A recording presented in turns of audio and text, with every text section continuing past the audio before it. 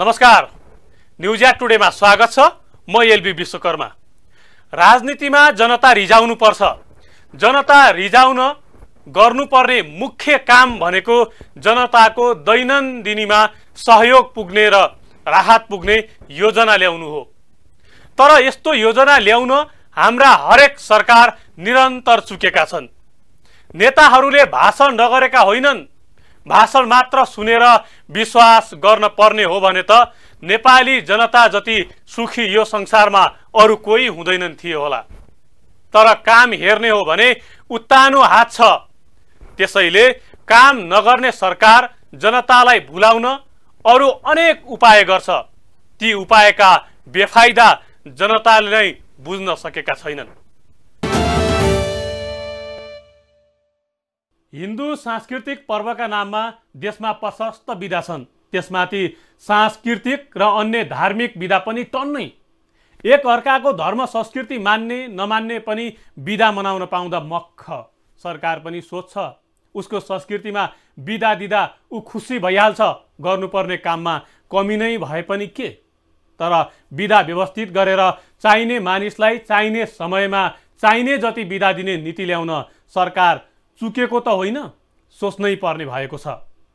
नेपालमा सरकारी कर्मचारीले वर्षमा 121 दिन कार्यालय जानु पर्दैन। उनीहरूले 12 दिन बिरामी बिदा, 30 दिन घर बिदा, 12 दिन भइपरि तथा परव बिदाको सुविधा पाउँछन्।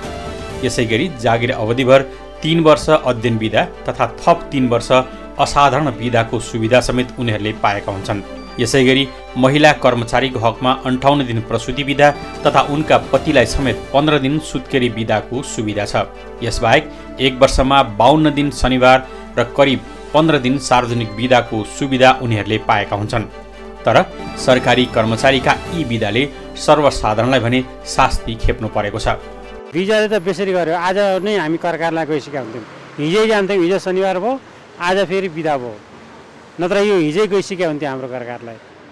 बेसरी त्यो कुरो गरिसकेको छैन। अनि स्वास्थ्य अब कमजोर, अब चिसोले पनि बढी असर गरेको छ। योमरी पुन्युको अवसरमा सरकारले एकाएक बिदाको निर्णय गर्दा सर्वसाधारणलाई सकस भएको छ। यसले अदालतमा वकालत गर्ने वकिलदेखि सरकारी कार्यालयका हाकिमसम्मलाई असर पारेको छ। सरकारी बिदाको दिनमा कर्मचारीले समेत आफूले गरेको निर्णय कार्यान्वयन गर्न पाइरहेका छैनन्। म एउटा कानुन व्यवसायी होइन, मैले आज 3टा मुद्दा छोड्नु पर्यो होइन, र मेरो पक्षहरू हिजो मात्रै ग्रामीण स्तरमा थाहा हुँदैन होइन, यो बिदा छ छैन भन्ने कुरा थाहा पाउँदैनन्। उनीहरू हिजो मात्रै काठमाडौँ आइपुगे होइन, आज मुद्दा फाइनल हुन्छ टुङ्गेर जान्छु भनेर होइन। अब ती मान्छेहरूलाई चाहिँ घाटा भयो नि। कम्तीमा आज एमरी पुन्ने थियो, भोलि थियो भन्ने कुरा सरकारलाई त 1 वर्ष अगाडि थाहा थियो। उसलाई पात्रमा त पहिले थाहा छ होइन। उसले चाहिँ त्यो त्यतिखेर किन त्यो बिदा स्वीकृत गर्दैन होइन। जुन बेला चाहिँ बिदाहरू यो बिदा चाहिँ वर्षभरिको बिदा यो भनेर तोकिन्छ होइन, निर्धारण हुन्छ, त्यो बेलामा तय गरिदिएको भए आज कर्मचारीले पनि कम्तीमा आजको दिन पेशी राख्दैन थिए। सरकारले मनोमानी गर्दा सम्बन्धित समुदायलाई समेत उपेक्षा गरिएको अधिवक्ता मोहन शशाङ्करणको ठहर छ। सरकारले यस किसिमको निर्णयलाई दीर्घकालीन रूपमा कार्यान्वयन गर्ने गरी गर्न सक्थ्यो, तर त्यसो भएको पाइँदैन। गाउँबाट आउँदै गरेको मान्छेलाई कति दुःख भयो। त्यसले त ठुलो समस्या भयो नि। आज सर्वोच्च अदालतमा मुद्दा भइरहेको मान्छे होइन, दार्चुलाको एउटा गाउँबाट चाहिँ तारिक लिन आइरहेको मान्छेलाई कति समस्या होला। ताप्लेजुङबाट तारिक लिन आएको मान्छेलाई कति समस्या होला। कम्तीमा यो कुरा चाहिँ सरकारले विचार गरिदिनुपर्छ होइन। अकस्मात यस्तो खालको विद्यार्थीहरू चाहिँ राज्य संयन्त्र चाहिँ दूरदर्शी छैन, यसले चाहिँ आकस्मिक आफ्ना आत्मगत निर्णयहरू गर्छ भन्ने कुरा यसले देखाउँछ होइन। यसलाई कुनै समुदायलाई खुसी पार्नलाई होइन, अकस्मात यस्तो निर्णय गर्दाखेरि आम जनताले दुःख पाउने कुरालाई चाहिँ यसले भुलिराखेका देखिन्छ होइन। यो चाहिँ गलत हो, यो ट्रेन्ड चाहिँ ठिक होइन। सार्वजनिक बिदाको थिति छैन, तर सरकार आफैले तोकेको सार्वजनिक बिदा बाहेक बेला बेलामा मन्त्री परिषदले निर्णय गरेर थप बिदा दिने गर्छ। यो सुविधा पनि कर्मचारीहरूले पाउने गर्छन्, तर उनीहरूका लागि यस किसिमको बिदा भने बेकार सरह हो। कहिले ती बिदाहरू सम्बन्धित समुदायको लागि मात्रै दिने, कहिले फेरि थप गर्ने, कहिले ती चाहिँ पहिले सोचाइ नभएका बिदाहरू पनि थप्ने मतको लागि।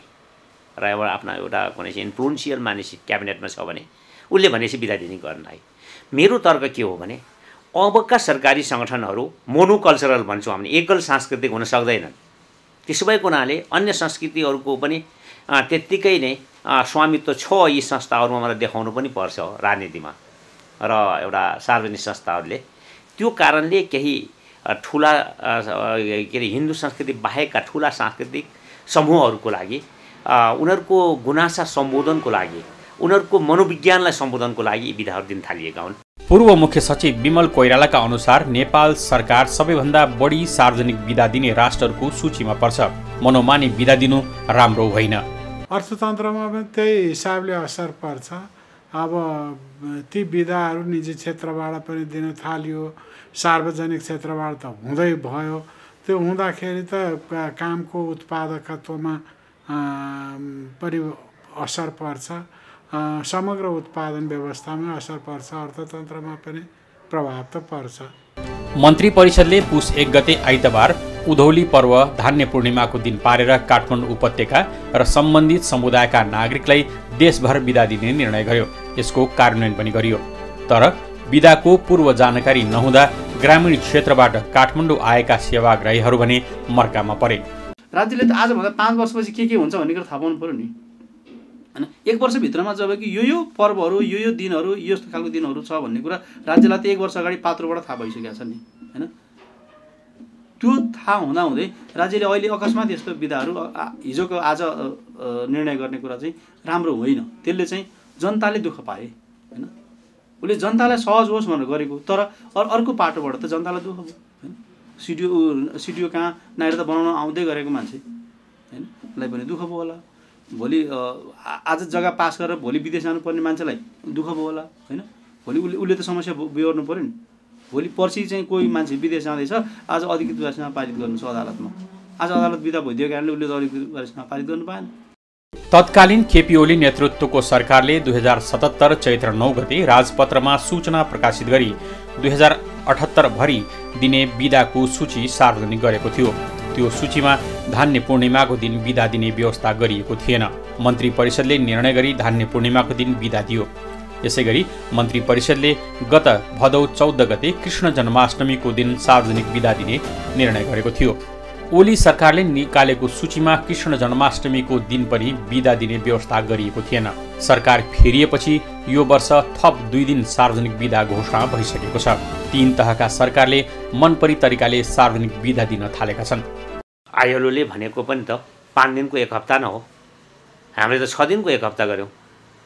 40 घण्टाको 1 विक, 5 डेजको 1 विक भन्ने त आईएलओको प्रिन्सिपलै हो नि। त्यस कारण गरेर के भने उनीहरूलाई आराम पनि चाहिन्छ भन्ने किसिमले आईएलओले पनि के भने 40 घण्टाभन्दा बढीको हप्ता हुन सक्दैन र 5 दिनको हप्ता हुनुपर्छ, 2 दिन छुट्टी हुनुपर्छ भने हो। हामीले त्यो दिएको छैनौँ। नदिनुको काम भने हामीले नि प्रयोग त गरे आऊ नि, 2 दिन छुट्टी दिएर असफल भएर हटाएको न हो। हाम्रो जनताहरूमा परेको धारणा के थियो त भने यो 2 दिन बिदा लामो भयो, हामी टाढाबाट सेवा लिन आउनुपर्छ, बिदामा शुक्रबार काम भएन भने 3 दिन बस्नुपर्छ। यी सबै चिजले गर्दाखेरि नेपालको सन्दर्भमा चाहिँ आईएलओका यो प्रिन्सिपलहरू लागू गर्न गाह्रो भयो भन्ने सोचाइमा हामीले फेरि हटाएको। हामी 2 दिन छुट्टी सुरु गरिकन हटाएको। तत्काल सेवा लिनुपर्ने खालका सार्वजनिक निकायबाट सेवा लिनुपर्ने जनताहरूलाई मर्का पर्छ। त्यो पनि नेपाल जस्तो ठाउँमा जहाँ टाढा दुर्गमबाट सेवाग्राहीहरू आउनुहुन्छ। प्रदेश सरकार कार्य सञ्चालन कार्यविधिले प्रदेश सरकारलाई वर्षभरि 6 दिन तथा स्थानीय सरकार कार्य सञ्चालन कार्यविधिले स्थानीय सरकारलाई वर्षभरि 3 दिन बिदा दिन सक्ने व्यवस्था गरेको छ। तर कार्यावधिभर बाहिर गई प्रदेश सरकार तथा स्थानीय सरकारले सार्वजनिक बिदा घोषणा गर्ने गरेका छन्।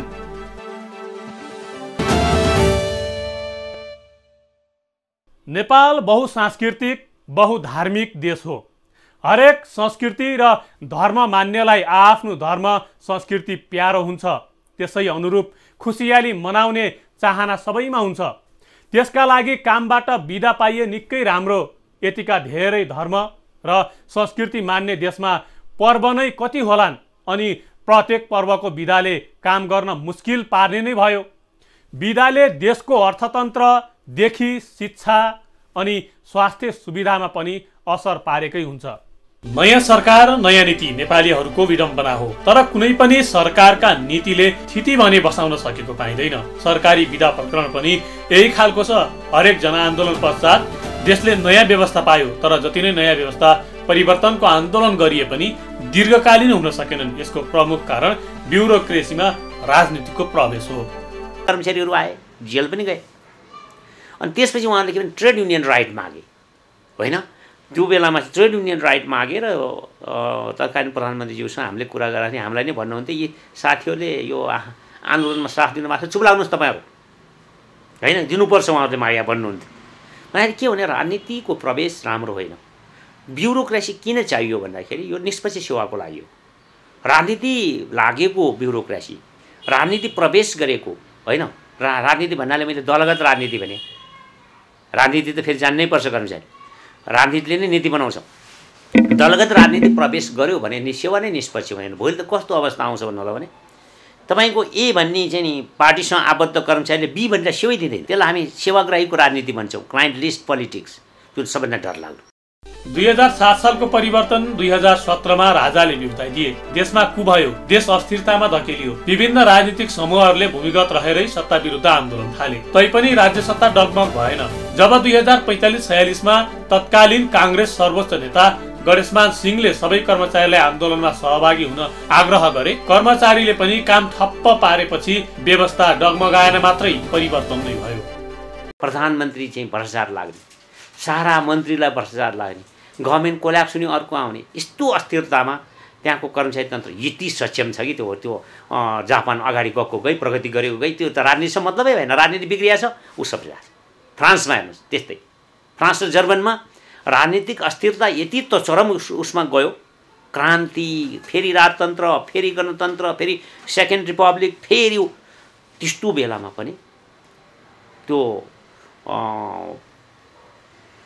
फ्रान्समा चाहिँ नेपोलियनले बनाएको रोयल सर्भिस यति प्रभावकारी रह्यो कि त्यसले त्यहाँ चाहिँ नि त्यो अस्थिरतामा पनि त्यो देशलाई बचायो, त्यो देशलाई प्रगतितिरै लग्यो। जापानको त्यही अवस्था हो।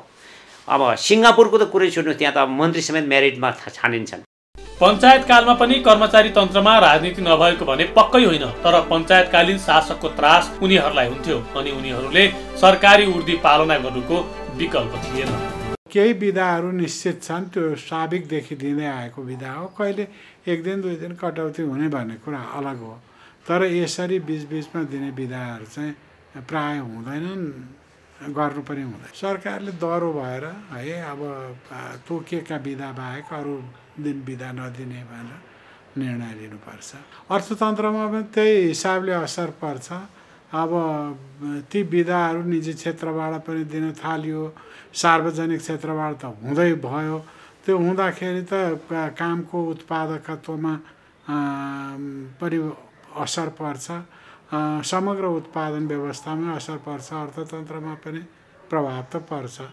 तत्कालीन समयमा राजासहितको प्रजातन्त्र थियो। देशमा प्रजातन्त्र भएको आभास जनताले गर्न पाएका थिएनन्। वंशीय शासन जारी थियो, तर त्यो चक्र तोड्न माओवादीले युद्ध थाल्यो। 10 वर्ष सशस्त्र युद्ध चल्यो। 2062-63मा पुनः दोस्रो जनआन्दोलन भयो, मधेस आन्दोलन भयो, तर राजाले सत्ता छाड्न मानेनन्। फेरि गिरिजाप्रसाद कोइरालाले कर्मचारीलाई आन्दोलनका लागि आह्वान गरे। उनीहरू सहभागी पनि भए, तर यस पटक ट्रेड युनियनको माग गरे। सरकारले बाध्यताले स्वीकार गर्नु पर्यो अनि कर्मचारी अझ बढी हावी हुँदै गए। वर्तमान अवस्था झन कहाली लाग्दो हुँदै गएको छ।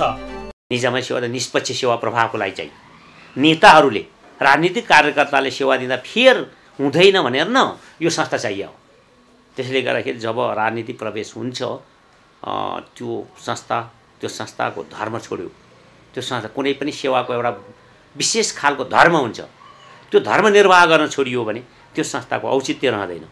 त्यसै गरी सबभन्दा ठुलो निजामती सेवा हाम्रो प्रशासनै भनौँ, एज ए होल प्रशासनको, सार्वजनिक प्रशासनको चाहिँ धर्म भनेको, यसको आफ्नो मौलिक धर्म भनेको निष्पक्षता।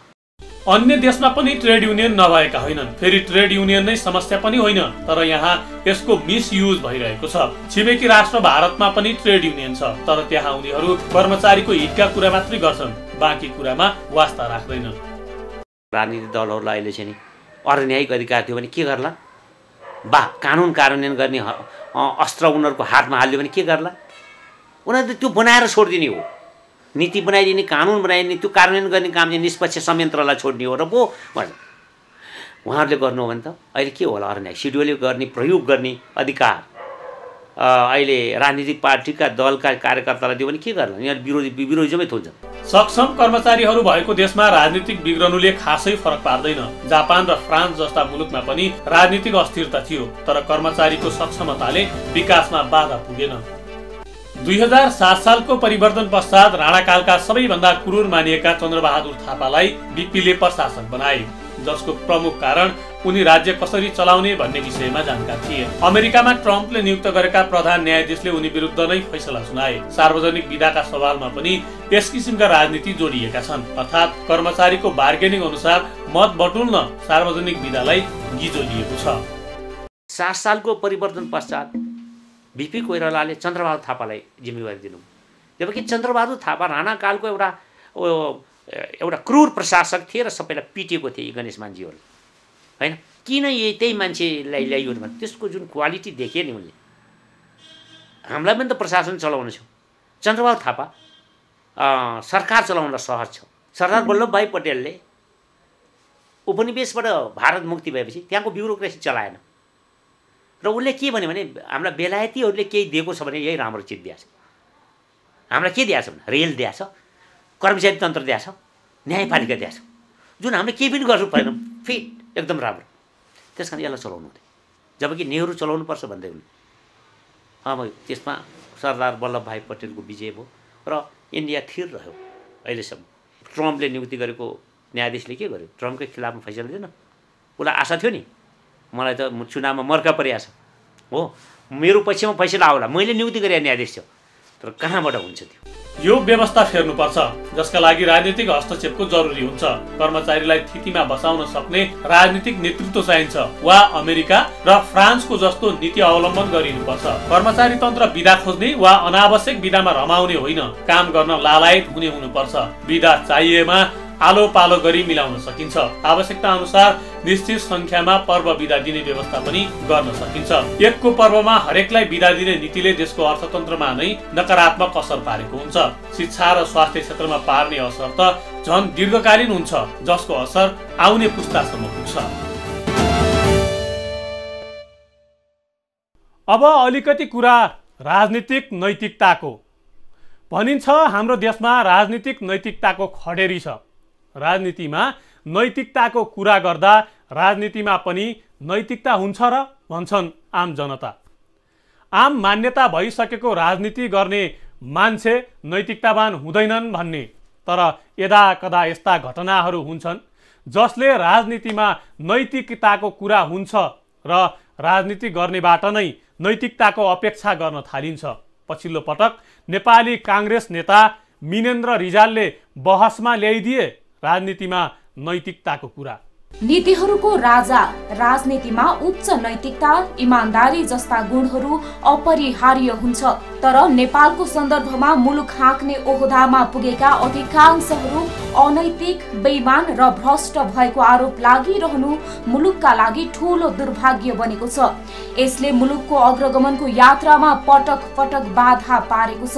नागरिकले पाउनु दुःख पाएका छन्। राजनीतिमा नैतिकता नै हुन्छ भन्ने कुरा पत्याउनै नसकिने जस्तै भएको छ। नेपालको राजनीतिको छवि निकै धुमिल बनेको छ। परिवर्तनको आशमा बसेका नागरिकलाई सत्तामा पुगेकाहरूले धेरै पटक निराश बनाइदिएका छन्। के नेपालको राजनीति र नैतिकता आकाश जमिन जस्तै भएको हो त? आकाश र जमिन पनि पर क्षितिजमा मिलेको देखिन्छ, तर जति नजिक जान खोज्यो क्षितिज उतै टाढा टाढा हुँदै जान्छ। क्षितिजसम्म कहिल्यै पुग्न सकिँदैन। नेपालको राजनीतिमा नैतिकता पनि त्यस्तै कहिले टाढा देखिने अनि कहिले नजिक पुग्न खोज्दा झन् टाढा हुँदै जाने भएको छ। तर मडारिरहेको निराशाको कालो बादलको किनारामा यदाकदा चाँदीको घेरा पनि नभेटिएको भने होइन। विक्रम सम्मत 2030 सालको असार 25 गते रातको समयमा विद्युत सर्ट भएर अकस्मात सिंहदरबारमा आगलागी भयो। आगलागीमा मानवीय क्षति नभए पनि ज्यादै ठूलो भौतिक सम्पत्ति जलेर नष्ट भएको थियो। उक्त आगलागीमा नैतिकताको आधारमा तत्कालीन प्रधानमन्त्री कीर्तिनिधि विष्टले आफ्नो पदबाट राजीनामा दिएका थिए। 2044 साल फागुन 29 गते दिउँसो राजधानीको दशरथ रङ्गशालामा फुटबल खेल चलिरहेको थियो। दर्शकले खचाखच रङ्गशालामा खेल चलिरहँदा अचानक ठूलो हावाहुरीका साथ पानी बर्सियो। रङ्गशालाका सबै ढोकाहरू बन्द थिए। दर्शकहरूको भागाभागमा एक आपसमा च्यापिएर 71 जनाको ज्यान गयो। उक्त समयमा शिक्षा तथा खेलकुद मन्त्रीको पद सम्हालेका केशर बहादुर विष्टले दुःखद घटनाको नैतिक जिम्मेवारी लिँदै आफ्नो पदबाट राजीनामा दिए। नैतिकताको विषय चल्दा आज पनि उनीहरूलाई सम्झिने गरिन्छ। यी दुई उदाहरण नेपालमा राजनैतिक नैतिकताको उदाहरण बनेका छन्। 2064 को चुनावमा रौतहट र काठमाडौँ दुवै क्षेत्रबाट पराजित भएका माधव नेपालले पार्टीको महासचिव पदबाट राजीनामा दिएका थिए। यस्तै गणतन्त्र नेपालका प्रथम प्रधानमन्त्री बनेका प्रचण्डले पनि प्रधान सेनापति कटुवाल प्रकरणका कारण 9 महिनामै राजीनामा दिए। यस्तै केही अघि सेक्युरिटी प्रेस खरिद प्रकरणमा 70 करोड बार्गेनिङ गरेको आरोप लागेका पूर्व सूचना तथा सञ्चार मन्त्री गोकुल बास्कोटाले राज्य संयन्त्रलाई छानबिनमा सहयोग गर्नका लागि भन्दै पदबाट राजीनामा दिए। यी केही हदसम्म पछिल्ला नैतिकताका उदाहरण मान्न सकिन्छ। नैतिकताको दृष्टान्त देखाए पनि सामाजिक सञ्जाल मार्फत मैले जसरी राजीनामा कसले दिएका छन् भन्नुमा चाहिँ मपाइत्वको गन्ध भेटियो। हालसालै कंग्रेस महाधिवेशनमा महामन्त्रीमा उठेका डाक्टर मिनेन्द्र रिजालले पनि पार्टीमा पराजय बेहोर्नु परेपछि सरकारबाट राजीनामा दिएका छन्। आफ्नै पार्टीकाले नपत्याएपछि मन्त्री पदमा बसिरहन आफ्नो नैतिकताले नदिएको भन्दै राजीनामा दिएका रिजालको कदमलाई प्रशंसा योग्य भनिएको छ।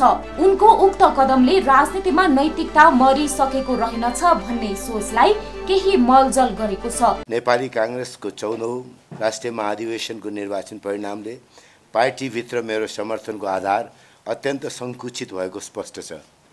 यस कुरालाई हेर्दै मर्दा मैले रक्षा मन्त्री पदमा रहिरहनु नैतिक रूपमा उपयुक्त हुन्न, तसर्थ रक्षा मन्त्री पदबाट राजीनामा दिएको छु। जे राजनीतिक सम्पत्ति मेरा लागि आजको दिनमा चाहिँ आवश्यक हुन्थ्यो, मैले चाहेका गर्न खोजेका चिज गर्नका लागि त्यो राजनीतिक सम्पत्ति मैले गुमाएँ कि जस्तो पनि लाग्यो।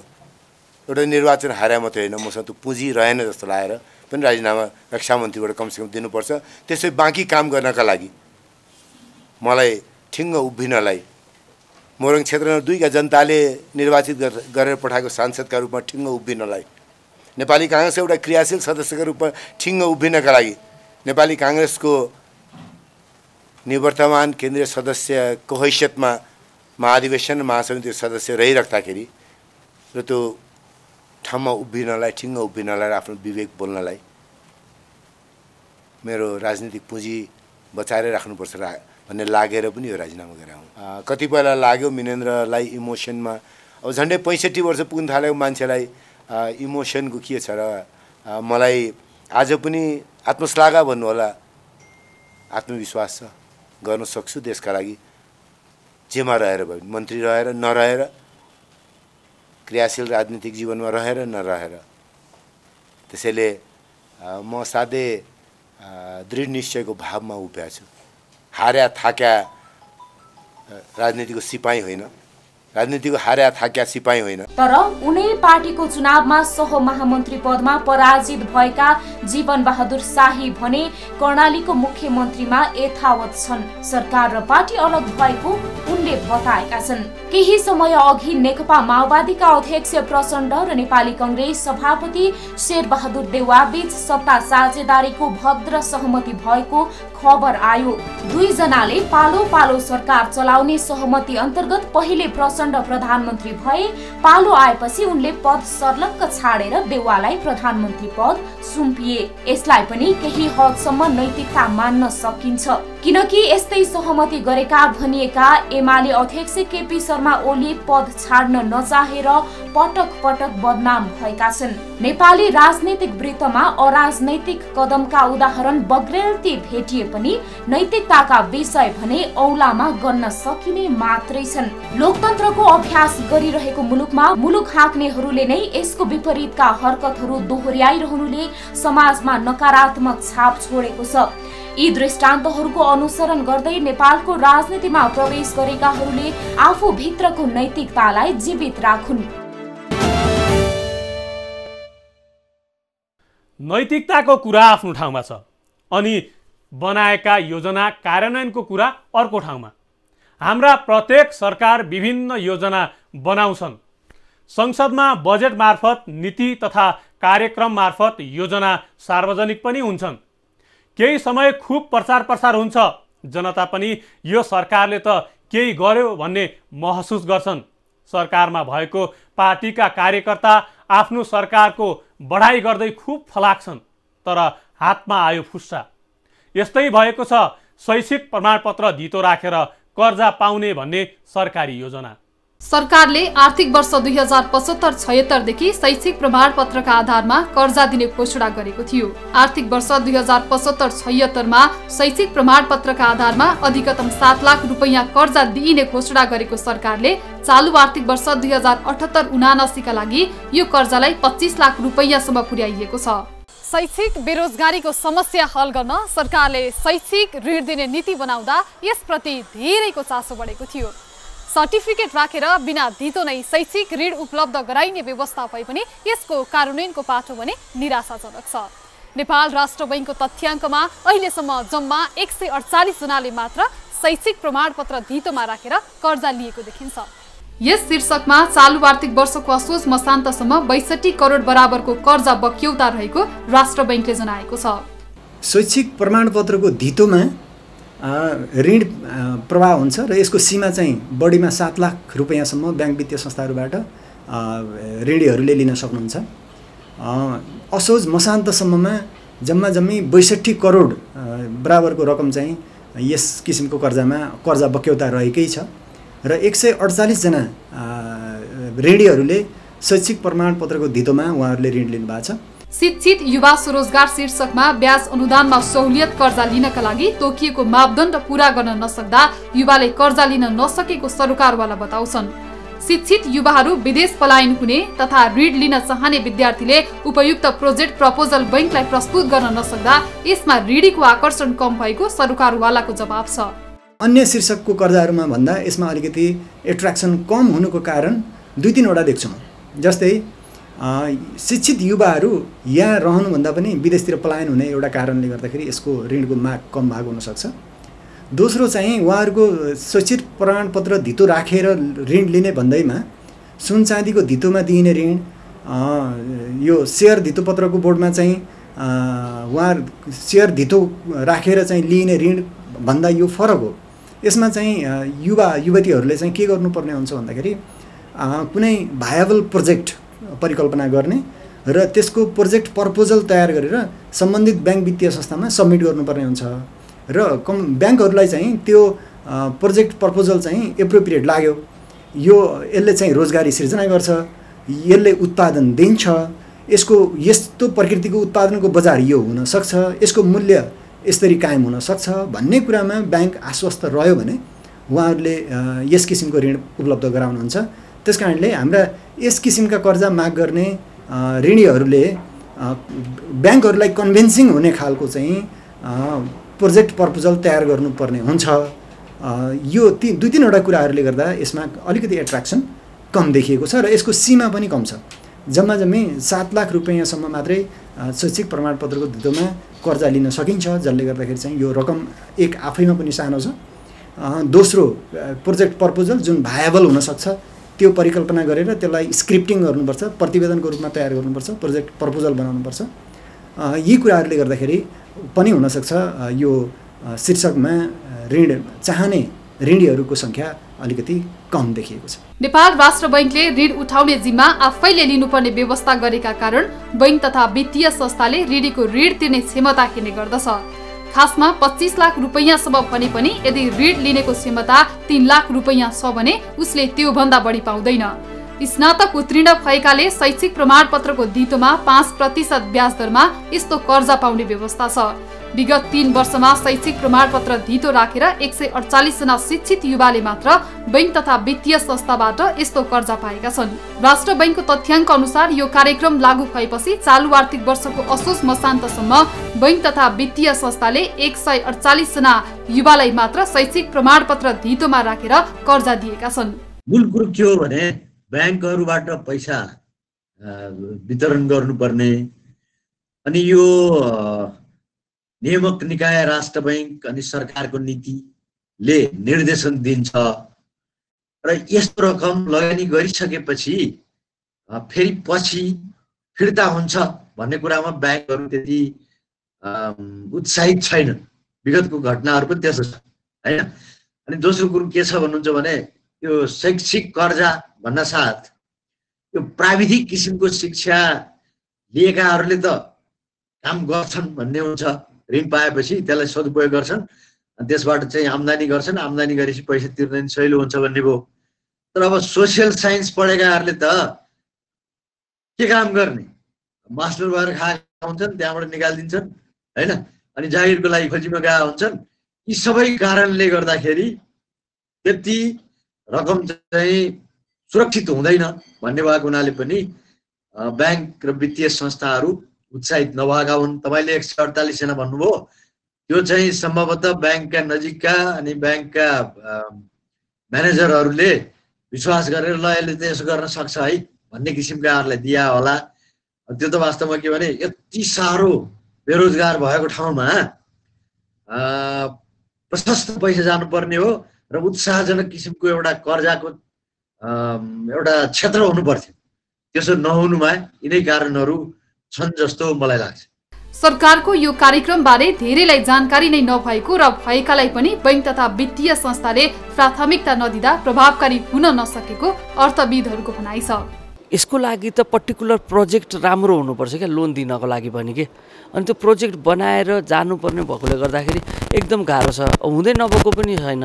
सर्टेन केही तपाईँहरूले 150 200 जनाको लगभग त डेटाहरू अघिल्लोपल्ट थियो, योपल्ट अलिकति बढ्छ कि भन्ने आशाहरू थियो। यहाँभन्दा धेरै चाहिँ गइरहेको नगइरहेको अवस्था भनेको मतलब पहिला त प्रोजेक्ट बेस लोन हो यो भने, प्रोजेक्ट फिजिबल प्रोजेक्ट लिएर नजाने क्लाइन्ट्सले एउटा प्रब्लम त्यहाँ छ। दोस्रो प्रब्लम चाहिँ के भयो भन्नुहुन्छ भने त्यही ब्याङ्कर्सहरूले पनि प्रोजेक्ट फिजिकल नभइसकेपछि उहाँहरूको कोलाट्रल पनि नहुँदाखेरि चाहिँ उहाँहरूले लोन दिन डराउनु पर्ने, किनभने त्यो पैसा भनेको जनताको पैसा हो। त्यसले गर्दाखेरि चाहिँ यो दुईटा कारणले यो प्रोजेक्ट वास्तवमा सरकारले चलाएको यो कार्यक्रम नचलिरहेको र आकर्षण एकदम कम भएको कारण त्यो मात्र देख्छु मैले। सरकारले निर्धारण गरेको विभिन्न 10 शीर्षकमा चालु आर्थिक वर्षको असोज मसान्तसम्म 1,30,000 जना ऋणीले सहुलियतपूर्ण कर्जा लिए पनि शैक्षिक प्रमाणपत्र धितो राखेर ऋण लिनेको प्रभावकारिता न्यून देखिएको हो।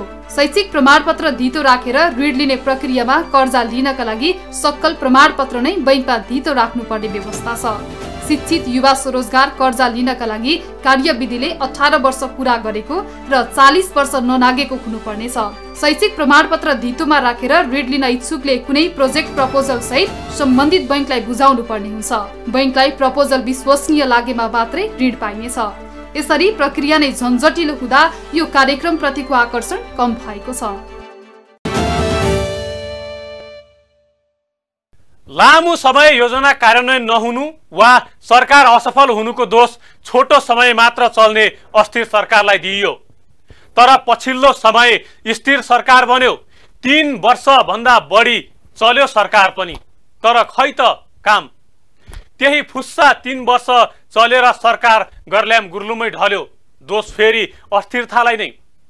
जनताको अधिकारमा त भोट न हो, भोट कसरी दिने जनता सधैँ अन्यलमा। हवस् त आजलाई न्युज या टुडे यति नै। हामी सबै बिदा हुन्छौँ। नमस्ते।